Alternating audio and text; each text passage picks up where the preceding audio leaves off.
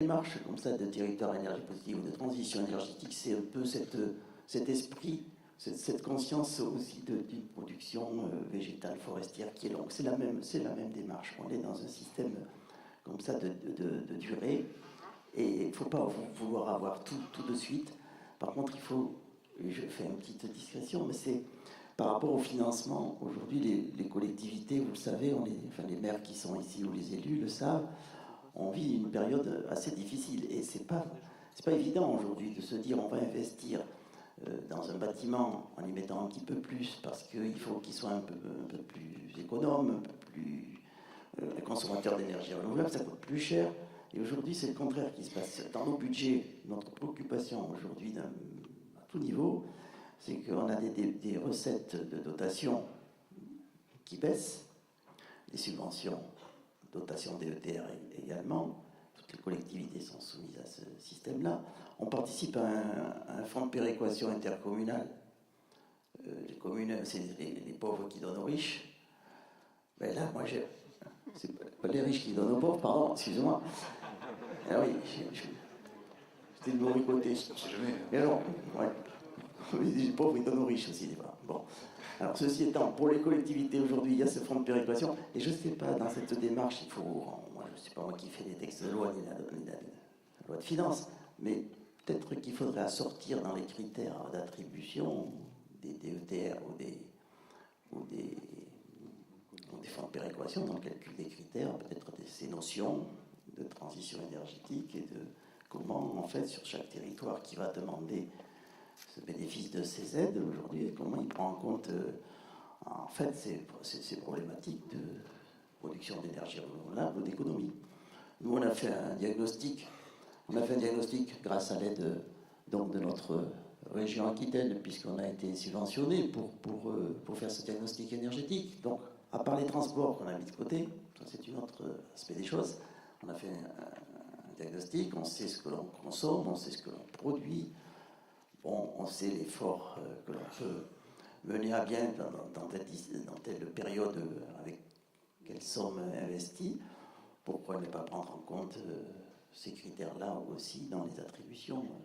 Parce qu'on a un vrai souci au jour d'aujourd'hui pour mener une politique des postes, enfin, compte tenu des difficultés budgétaires qui nécessitent plus à s'occuper d'augmenter les impôts, on a transféré la fiscalité. Bien sûr, on montrait du doigt à nouveau les collectivités, mais bon, si on transfère des compétences, nous on les prend, mais il faudra qu'on nous donne les moyens de les mener à bien. Oui, on a entendu tout à l'heure Patrick Sabin, lui, évoquer le réinvestissement du produit des ENR pour mener à bien sa politique, notamment sur l'efficacité.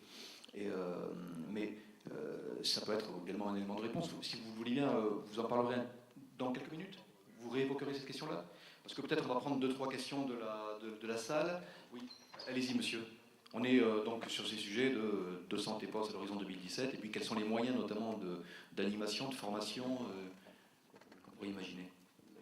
Oui, excusez-moi. Je sentais que je décrochais un peu. Donc, je vais intervenir pour vous parler d'authenticité, d'efficacité. Je vais vous donner un exemple. C'est Ségolène Royal qui est en cause. J'avais beaucoup de respect pour elle et je ne mets pas du tout en cause ses qualités. Ça date de à peu près 12 ans, je pense. J'achète une voiture électrique à l'époque. Beaucoup de difficultés pour en avoir une. Enfin, ça demandait 6 mois, etc. Et j'en parle à un ami qui va sur Internet et qui en trouve 30 d'un seul coup. On contacte le garagiste en question, qui était à Paris, et on lui dit « Mais comment vous avez 30 voitures électriques, 4 portes, machin, etc. » Et vous le donne en 1000. À l'époque, Ségolène Royal s'était fait photographier descendant de voitures de la 106 électrique. Et les 30, c'était le dégraissage qui avait été annoncé par le gouvernement de 10% du parc de voitures. Les safranes n'ont pas été liquidés, mais c'était les 106 électriques. Alors, premier point. Deuxième point, Madame Ségolène Royal a fait beaucoup, et je le reconnais, pour essayer, indépendamment de Renault, etc., dans ces régions, de lancer la MIA. Malgré 3 reprises, c'est un échec total. Donc, authenticité et efficacité, je pense que c'est difficile. Merci. Une autre intervention, un commentaire? Oui, monsieur. Michel Maillac, président du CLER, par le fait. Il me semble qu'il faudrait qu'on revienne un petit peu sur cette notion de territoire à énergie positive pour bien fixer les objectifs. Qu'est-ce que l'on veut dans des territoires à énergie positive, si ce n'est répondre au dérèglement climatique et à nos émissions de gaz à effet de serre? De là à dire quelle est la taille d'un territoire à énergie positive, j'ai presque envie de dire ça devrait être le 200e de notre hexagone, parce qu'il faudrait qu'on arrive en fait à couvrir toute la France en territoire à énergie positive. C'est ça notre objectif. Il faut quand même que l'on lutte sur l'intégralité de notre pays contre le dérèglement climatique. Et ça me permet de rebondir sur les questions précédentes et de dire, n'oublions pas dans les territoires à énergie positive le lien entre le rural et l'urbain. Souvent, quand on parle territoire à énergie positive, on imagine des développements d'énergie renouvelable qui, évidemment, vont se faire souvent en milieu rural. Or, dans un territoire à énergie positive, il y a aussi la réduction d'énergie. Et là, le gros levier, c'est au niveau de l'urbain qu'on peut faire de la réduction d'énergie. Et donc, il faut qu'on associe dans ces territoires des liens entre le rural et l'urbain. Il faut qu'on pense à tous ces liens pour que l'on puisse se dire on va atteindre les objectifs pour nos enfants et petits-enfants. Merci. Je ne crois pas qu'on est opposé, on va dire, rural et puis urbain, mais ceci dit, merci de l'avoir rappelé. Mais c'est vrai que dans des, peut-être, les années précédentes, quand on évoquait TEPOS, c'était avant tout territoire rural. Bon, maintenant, voilà, ça évolue. Monsieur Ravaillot, tiens, justement, vous avez... Oui, pour revenir sur plusieurs notions, Allez-y. parce que si... d'une part, effectivement, pour reprendre ce que vous évoquiez, franchement, sur un petit peu ce qui pourrait être une idée de polémique, à mon avis, totalement inutile, entre 200, est-ce que je couvre tout le territoire ou pas? Véritablement, moi, il me semble qu'aujourd'hui, on est dans une phase de généralisation, et généraliser, c'est pas, et je comprends votre crainte, ce n'est pas non plus, je dirais, sacrifier la qualité et le montage de projets et la longueur du montage des projets. On est, je pense, tous conscients, du coup, qu'on soit à Paris ou dans nos équipes régionales, véritablement, que tout ceci ne se fait pas en un jour en s'auto-déclarant TEPOS, c'est clair. Donc, par rapport à cette dynamique que la loi ou le plan d'action de la loi met en place, je pense qu'il faut qu'on soit tous assez sereins. C'est-à-dire qu'en fait, il y a certainement une recherche d'excellence autour de 200 territoires à énergie positive pour la croissance verte. Et donc, il y a, je dirais, autour de peut-être vous et d'autres, des tracteurs à mettre en place, c'est-à-dire qui ont 5, 6, 10 ans d'avance, qui ont déjà réfléchi, qui ont construit des actions, qui sont des véritables pilotes dans cette affaire, qui savent un petit peu mieux et qui ont découvert peut-être des fois à leurs dépens, effectivement, un certain nombre de choses. Et ces réunions nous permettent tous, je pense, de progresser collectivement. Et c'est en jouant sur justement une impulsion sur l'excellence autour de 200 territoires. Alors pourquoi 200, pourquoi pas 250 je ne peux pas répondre à cette question-là et je pense qu'elle est un peu inutile en tant que telle.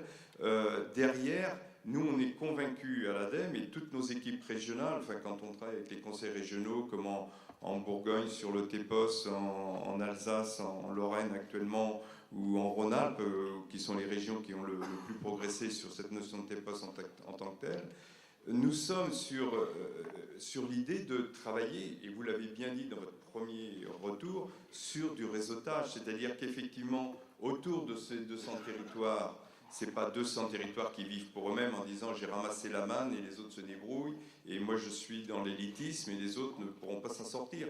Il y a une exigence, et vous le réévoquez très clair, c'est de couvrir la totalité du territoire national dans cette lutte contre les gaz à effet de serre. Et donc, l'expérience qu'emmagasine des territoires en termes d'excellence doit profiter au plus vite à tous les autres territoires qui, je dirais par contamination positive, peuvent se mettre très vite, nous l'espérons en tout cas, dans ce processus-là.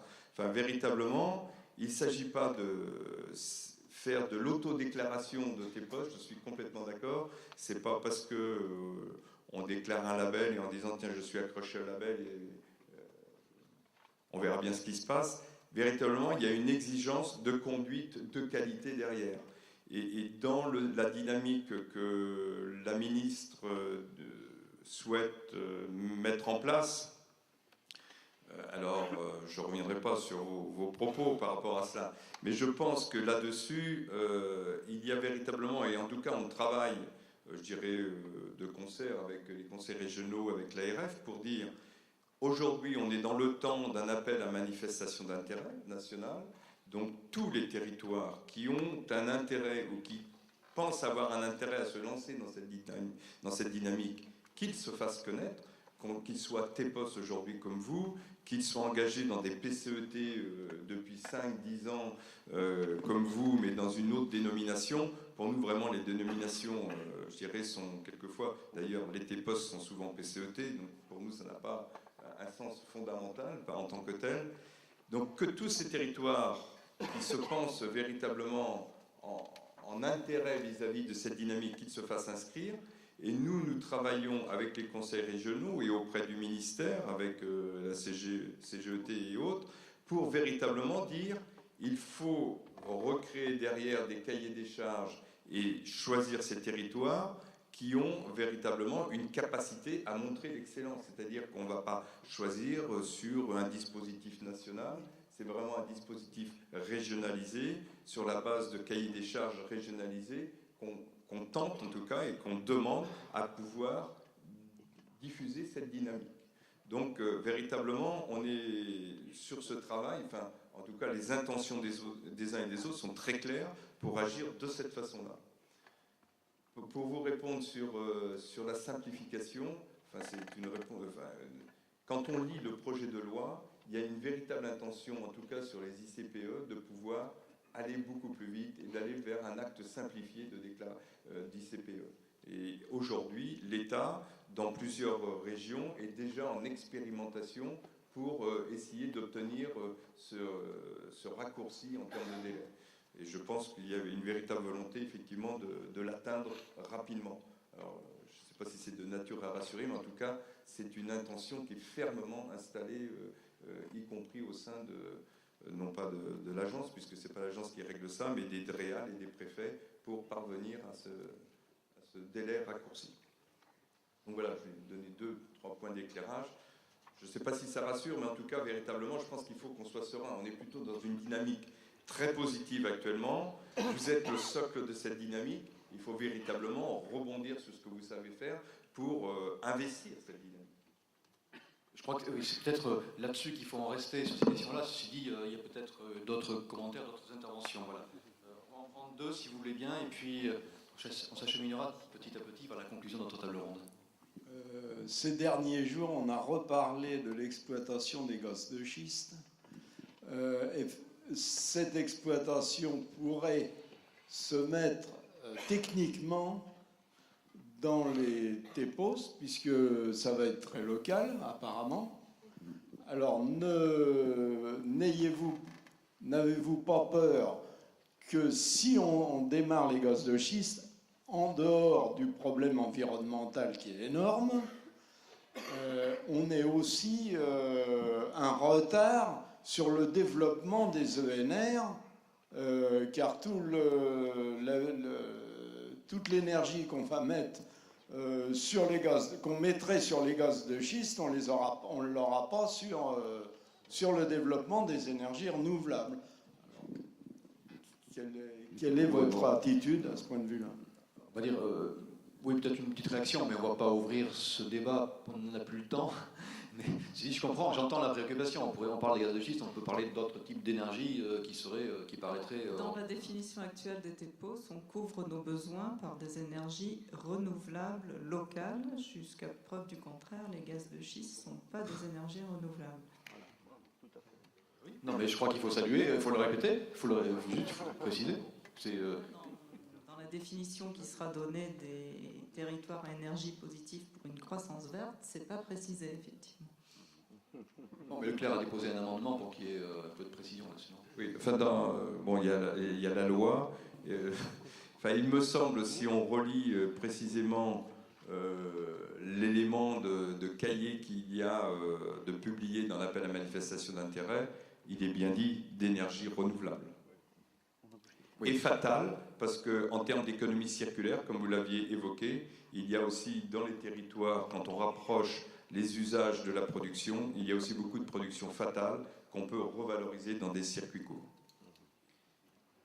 Oui, allez-y. Si on va dans le même sens, dans la loi, donc on prévoit 200 TEPOS, on est déjà à 40, donc si, à moins qu'on fusionne, on pourrait monter en puissance. Quid du nucléaire, qu'est-ce qu'on en fait? C'est marqué nulle part, on n'en parle pas, comme si ça n'existait pas. On est dans un pays nucléarisé. Qu'est-ce qu'on en fait?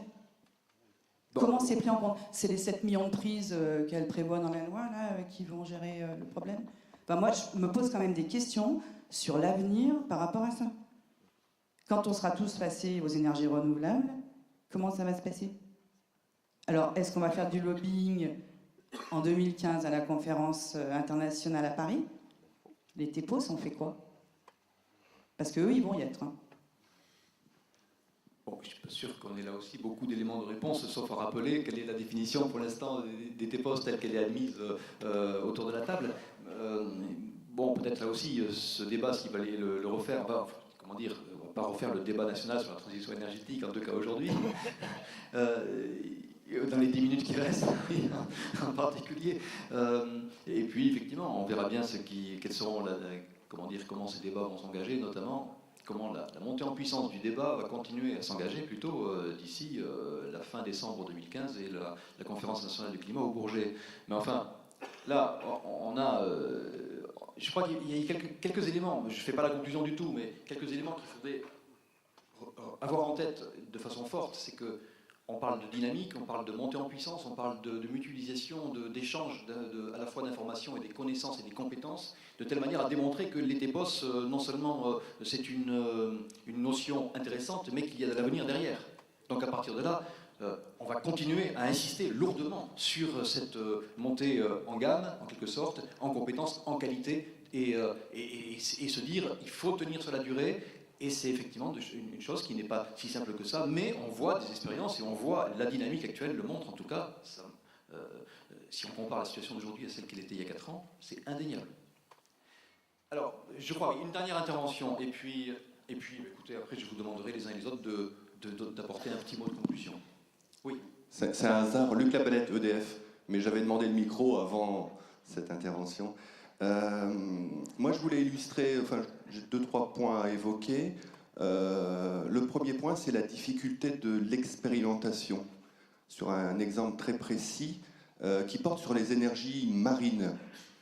En Aquitaine, on a quand même un gisement potentiel assez important, et depuis à peu près 2008-2009, un certain nombre de parties prenantes travaillent sur un site d'essai d'hydroliennes au niveau de la ville de Bordeaux, sur un budget à mobiliser de l'ordre de 2,5 millions d'euros. Et aujourd'hui, on en est toujours à la difficulté de monter ce site d'essai. L'État, manifestement, change de portage. J'espère que la région pourra prendre le relais sur la mobilisation de ce site, qui est important pour aller plus loin. C'est un point de départ.